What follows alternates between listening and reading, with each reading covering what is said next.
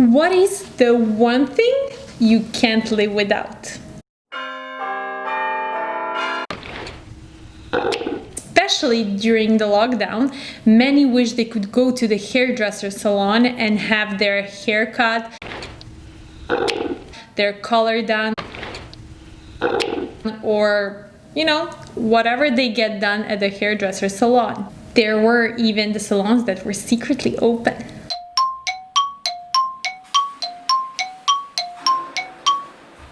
Do you actually know how it all started?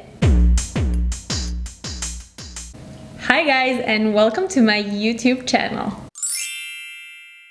My name is Biljana and I write mainly about gender equality. You can find out much more information about it on my website, Klitmit.com. I'm gonna leave you the link here below for it. The new version of the website is coming up, and you can find out more on my Instagram and Facebook page under the name Klitmit.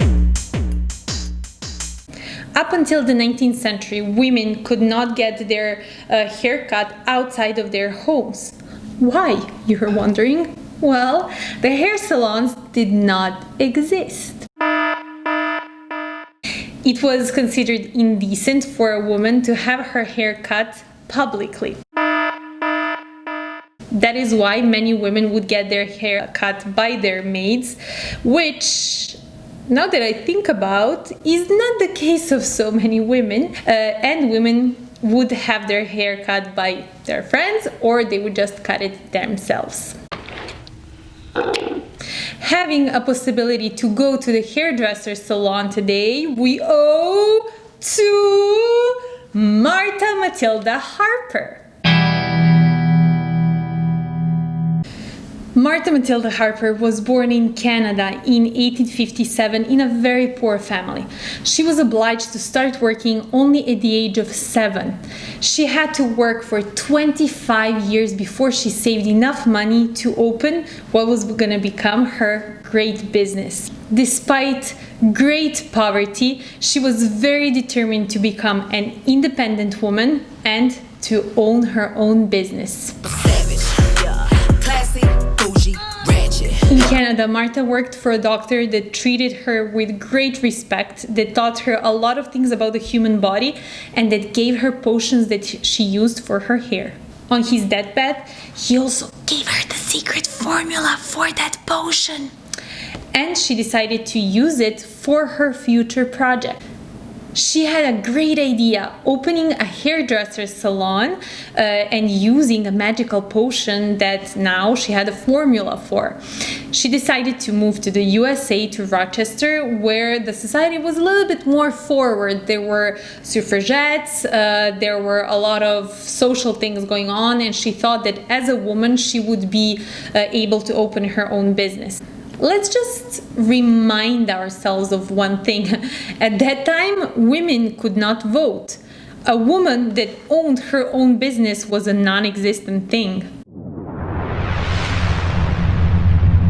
There are two revolutionary ideas behind what Martha actually wanted. In the first place, she wanted to be a businesswoman, completely independent, which was pretty unusual for that time. And then on the other hand, she wanted her own salon, so she wanted actually a shop where women would come to have their hair cut.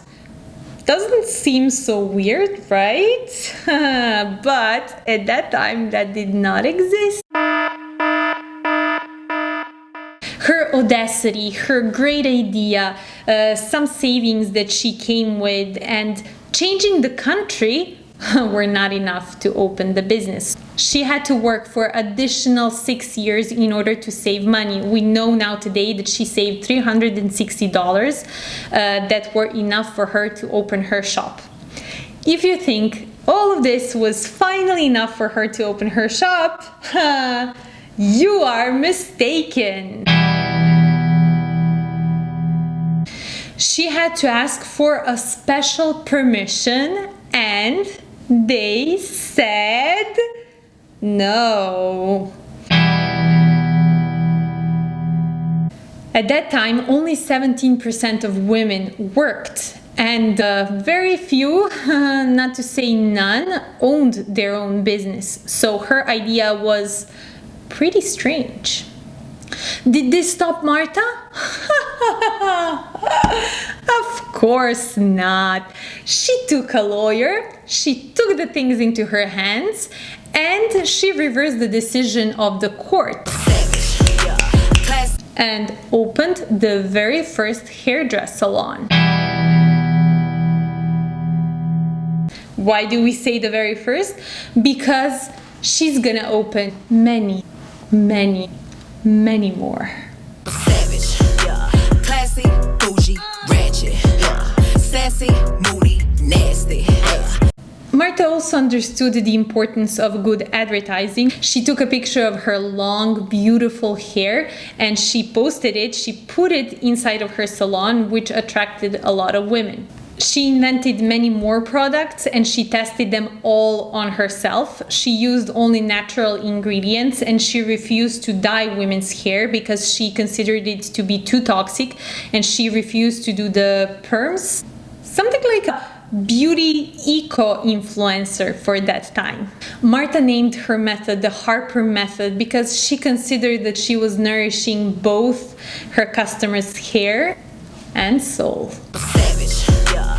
Classy, bougie, ratchet, yeah. Sassy, moody, nasty, yeah.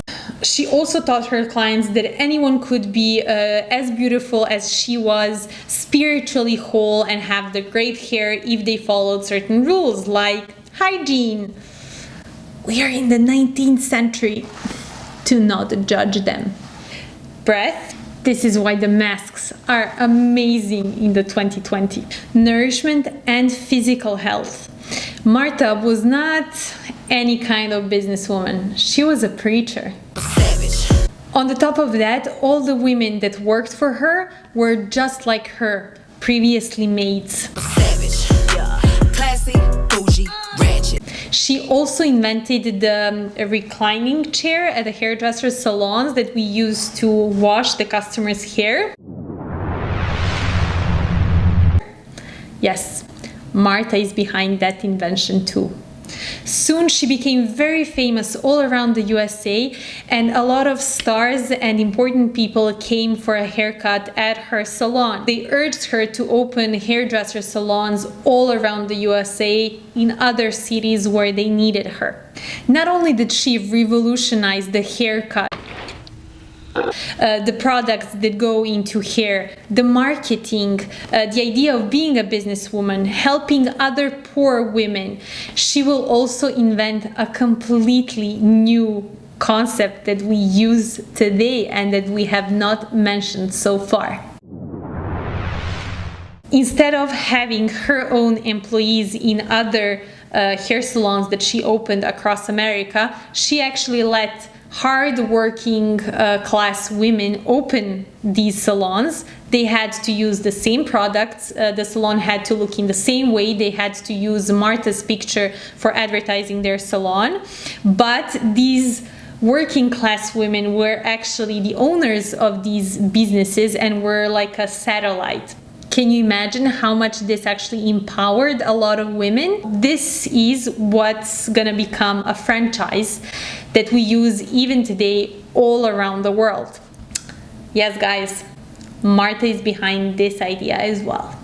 After the USA, they opened in Central America, then in Europe and Asia. Martha set a business model that will last up until today.